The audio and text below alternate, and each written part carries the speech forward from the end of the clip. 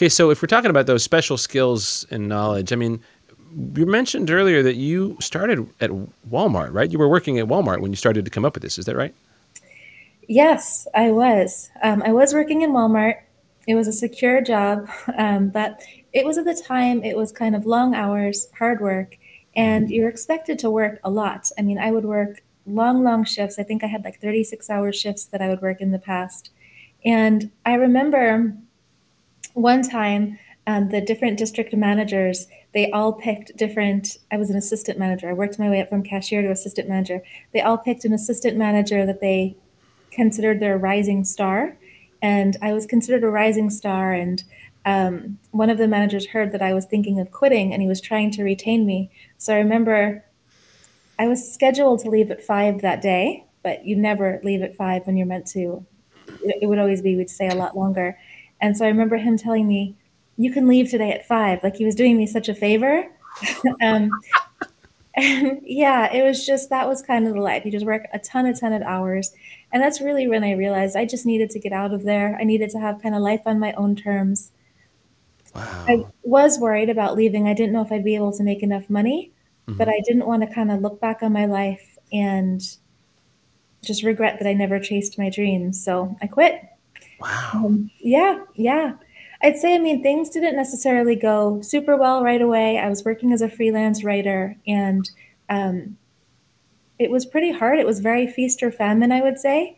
And Wow. so, and I had a really hard time asking for money. It just didn't, I didn't mind doing the work, but asking for money didn't work. I know a lot of our listeners are also involved in making money online in different ways or want to, but that piece about being okay doing the work, but having a difficult time asking for that payment. How did it feel when you would do good work for a client and then you'd have to ask for payment? What did that feel like for you? Well, it was more they had to agree up front before I wrote the letter for them. And just asking for any kind of money was so hard for me at the time. It's just, yeah, no bueno. Wow. So that sounds like the money was pretty inconsistent. It was really inconsistent. It was very much feast or famine. There were times when I wanted to go to an event in LA. At the time, I was living on the East Coast, and to get there, I was sleeping in my car.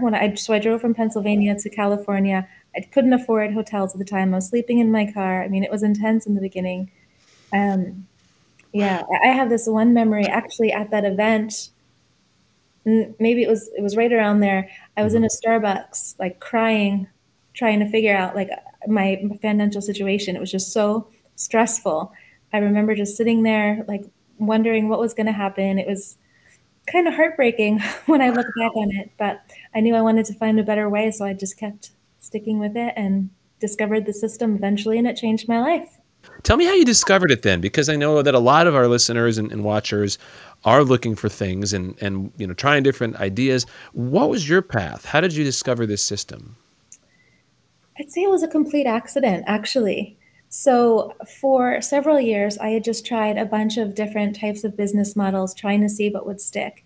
And so, one thing at the time I was doing was selling on Amazon. Not like this at all. It was, I would buy inventory and it was a whole thing. And I was just trying to see if I could make sales the traditional kind of e-com way. Mm. At around the same time, my ex had this pit bull fan page, like the dogs, pit Mm. bulls. He Yeah, had a yeah. fan page, and he Not would the sell, rapper, not not the the rapper, yeah, Mr. Miami. Okay, no, not that. not Okay, Mr. Miami. dogs. Okay, got it, got it. Yes. So he was selling these different things to the page. He had like mugs and shirts and things like that. I didn't think he was making much money, but I remember at one point he was selling a mug, and so I thought, why not see if this mug would sell on Amazon and eBay? I was just on there anyway. And when I put the mug up, it actually sold, like I made a couple $100 per month pretty quickly with that, just that mug. Nice. Yeah, it was pretty awesome. So I thought that's kind of cool, right? So Yeah, yeah. I got some more kind of mugs. I put them up on Amazon. Same thing happened. They were kind of selling really well. And that's where the idea for the system came from. Wow. So you watch your ex and he's making a little, you start taking action and you're buying these mugs. But if I remember right, I don't think you buy mugs up front anymore. Is that correct? Yeah, yeah, it's total just test it out basically. That's kind of so the system evolved into what it is now. So today I don't pay any money up front for the mugs or source the mugs or store any boxes or anything like that. Keep it super chill. I've really like developed a process that does almost everything on autopilot, virtually zero upfront costs. And now really all I need to do is come up with ideas for designs, which is super fun, upload it to a website, and then sit back and kind of watch the sales come in. So, yeah. Wow.